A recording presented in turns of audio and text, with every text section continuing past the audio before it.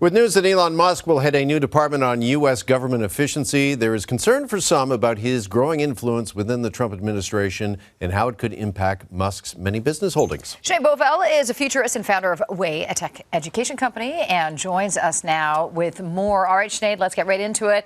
Elon was a big Trump supporter during the campaign, but now he's not an elected official, and he will reportedly not have to divest any of his business interests.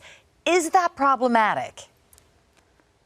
Yeah, I would say it's problematic in a few ways, right? Musk's empire has billions of dollars in government contracts. In 2023 alone, his companies were working on agreements with over 17 federal agencies. Some of his companies are currently under investigation by federal agencies. It's not entirely clear how much influence this new department will have.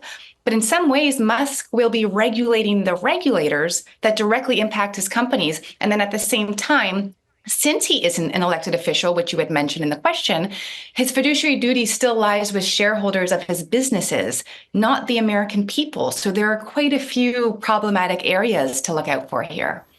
All right, well, let's look at a few of Musk's businesses, and let's start with how things might change at X. We were talking off the top of the show, the Guardian newspaper announcing yesterday they've decided to no longer post on X. Are you expecting any changes that might impact users, including us here in Canada? I would say we just need to brace for a more chaotic information ecosystem. X's lack of moderation, it could heighten polarization and misinformation, which could shape some public discourse in Canada. But there's a kind of added complexity here because Musk's new role in government might turn the platform into some sort of de facto communication arm, which would make his tweets and his policies even more influential. So I think it's just a tricky balance that we're going to have to navigate and be a bit more vigilant as we come across posts on the platform as it becomes more complicated. What about Tesla? Canada has invested heavily in EV technology. Could we see a change in EV policy, and how might that impact other countries, including Canada?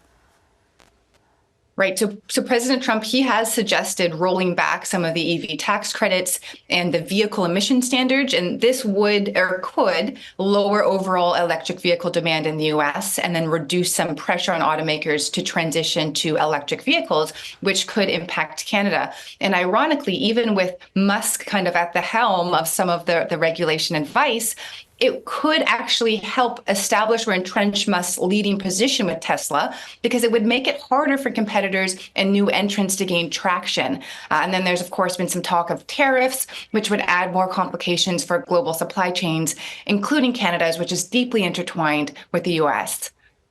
And just finally, let's talk about SpaceX, because as Elon Musk looks for efficiencies, what does that exactly mean for NASA, which is a government agency, and as being the CEO of SpaceX, is that a possible conflict? If Musk's leading the Department of Efficiency does include oversight of NASA, which it likely would as a federal agency, he would be in a position to oversee an agency that has awarded his company over $11 billion in contracts over the past decade, and is also heavily dependent on SpaceX, which largely controls NASA's launch schedule.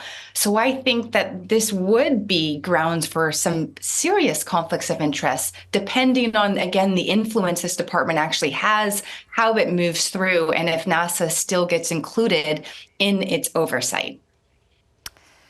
Some interesting points to definitely consider and think about. Sinead, thank you so much. Sinead Bovell, futurist and founder of Way, a tech education company. Thank you so much.